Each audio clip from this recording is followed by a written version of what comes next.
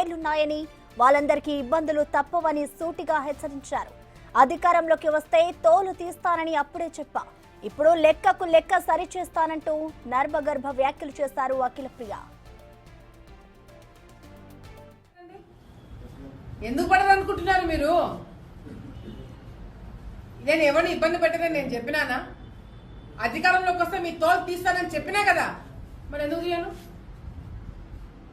మంచితనం చూపిస్తారనుకుంటున్నారా? మీ దగ్గర ఎంతమంది మీరు తప్పుడు కేసులు పెట్టలే, మీరు ఎంతమంది జీవితాలతో మీరు ఆడుకోలేదు.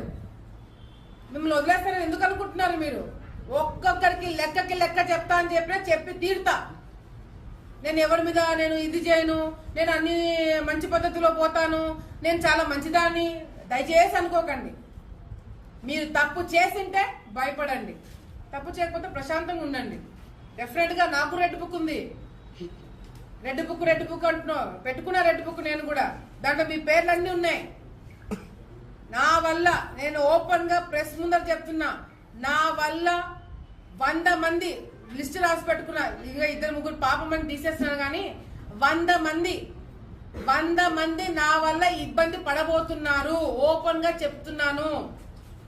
100 మంది లిస్ట్ నా దగ్గర ఉంది. ఆ 100 మందిని ఇబ్బంది పెట్టబోతున్నాను. అంటే ఇబ్బంది పెట్టబోతున్నాను అంటే కట్ట తీసుకొని కొడతానో చంపుతానో అట్లా ఇబ్బంది కాదు, అట్లా భయపడకండి. లీగల్ గా మళ్ళీ చెప్తున్నా, లీగల్ గా మీ మీద యాక్షన్ తీసుకుంటాం. మీరు చేసిన అరాచకాలు బయట పెట్టి ఆధారాలు నిరూపించి మరి మీ మీద కేసులు పెట్టిస్తాను.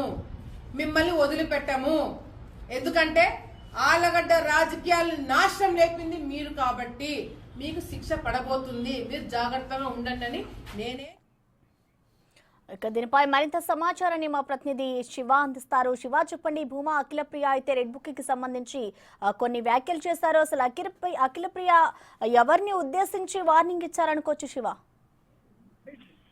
మొత్తం మీద చూసుకుంటే ఆలగడ్డ నియోజకవర్గం, నంద్యాల నియోజకవర్గానికి సంబంధించి కూడా గత 5 సంవత్సరాల కాలంగా అఖిలప్రియ, ఆమె సోదరుడు, ఆమె అనుచరులు అనేక ఇబ్బందులు పడ్డారు. అప్పటి అధికార పార్టీకి సంబంధించి నేతలు ఇష్టానుసారంగా వ్యవహరించి, అలాగే అఖిలప్రియ విషయంలో అనేకమైన తప్పుడు కేసులు పెట్టి, అలాగే ఆమె పైన 2-3 సార్లు అరెస్ట్ చేసే ప్రయత్నం కూడా జరిగింది. ఒకసారి అరెస్ట్ చేసి బెయిల్ కూడా తెచ్చుకున్న పరిస్థితి.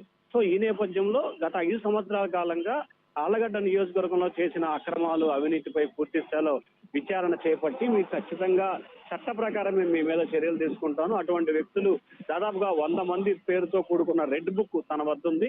రెడ్ బుక్ లో ఉన్న పేర్లు అందరి సంగతి ఖచ్చితంగా తేలుస్తాను. నేను ఎవరిని బెదిరించట్లేదు, లేకపోతే ఇంకో రకంగా చేయట్లేదు. కానీ ఖచ్చితంగా చట్ట ప్రకారం మీరు ఏదైతే చేసినా అక్రమాలు, అవినీతిని రుజువు చేస్తూ సాక్ష్యాధారాలతో సహా మీ అందరిపైన కూడా చర్యలు తీసుకుంటాం.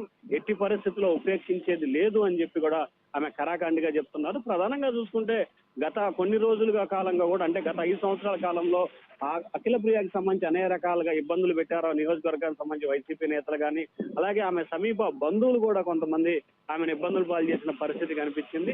సో ఈ నేపథ్యంలో వారందరినీ కూడా టార్గెట్ చేస్తూ ఆమె ఖచ్చితంగా వారు ఏదైతే చేశారో వాటిపై ఫోకస్ పెడుతూ వారి మీద చర్యలు తీసుకోవడానికి అఖిలప్రియ సిద్ధమవుతుంది. దానిలో భాగంగానే తను రాసుకున్న రెడ్ బుక్ లో 100 పేర్లు ఉన్నాయని చెప్పి బహిరంగంగానే ఆమె చెప్పిన పరిస్థితి కనిపిస్తా ఉంది ప్రస్తుతం.